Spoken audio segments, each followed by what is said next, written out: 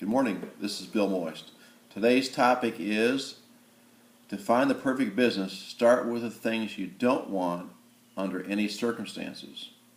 I've started many businesses over the years, 10 in fact, and what I ended up with was not what I had envisioned when I first started. I believe there's business for everybody, but picking that perfect business can be a daunting task.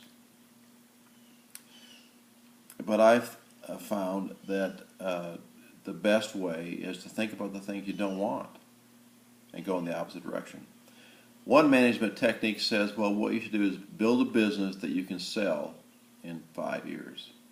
Well, that's a good business practice. However, it doesn't really help me find what's the right business for me. Just because I can sell it in 5 years doesn't mean I'll be happy for the next 5 years. Figuring out what your business will look like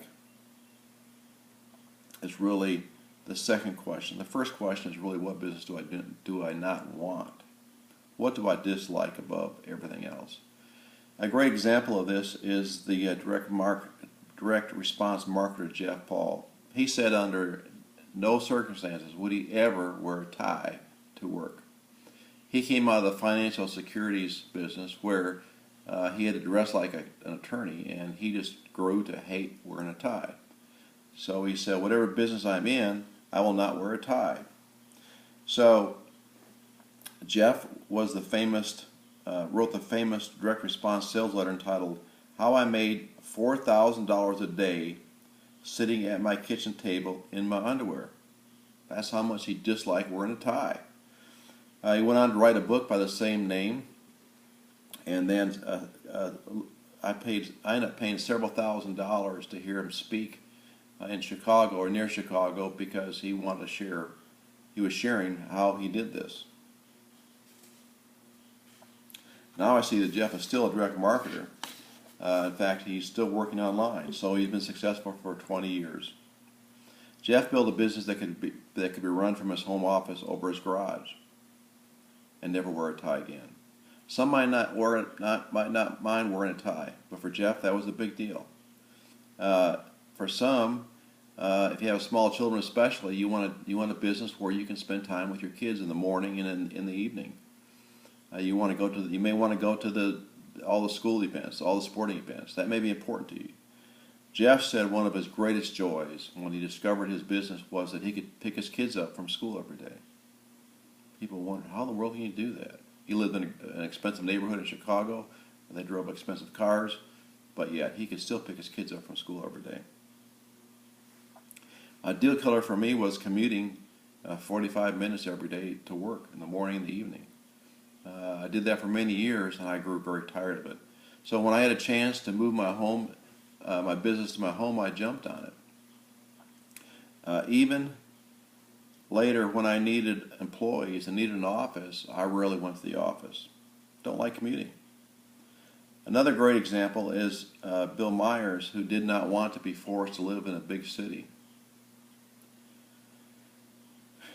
Bill was one of the first to really grasp online marketing. In his research, he discovered that at that time, and it's still probably true today, member websites were a very profitable way to make money. You just charge people so many dollars a month, and you provide information for them. No materials or no products to be delivered. So Bill built his MembersGate website and was very successful with it. Then later he went on and actually sold MembersGate and retired. But he decided that living in a big city was a deal killer for him. He could see no advantage to living in a big city over the small town in Arkansas where he lived. And so that's one reason he built MembersGate, so he could live wherever he wanted. In fact, later in his career, he moved to New Zealand for 2 years to be with his wife, who was there to stay with her mother who was ill. So for 2 years he could live in New Zealand. Who can do that? If you work for a big corporation, that's not going to happen. And most small businesses for that matter. In choosing your business, here are some items you should consider.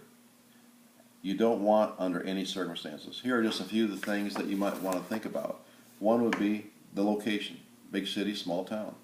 What do you not want under any circumstances? Hot or cold climate. That's a big deal. I lived up north in the cold, frozen north, and I'm done. I want to live in the warm climate. I live in Texas now. Work at home or work at an office. Some people can't work at home. It doesn't matter. There's no right or wrong answer. Type of people you want to be around. That's critical. There's certain people you just don't want to be around. Well, you should know that. Your daily schedule. You don't want early mornings. You don't want late nights. We're all different that way. You may not want someone else controlling your schedule. You may not want someone else controlling what you do. You may not want a big company. You may not want a small company. Do you want to do it yourself, or do you want to have a team? Do you want to create your own content, your own sales material, or do you want to have it done for you? Do you want employees or no employees? Do you not want to be an employee? What work would you not do under any circumstances? What clients or customers would you not want under any circumstances?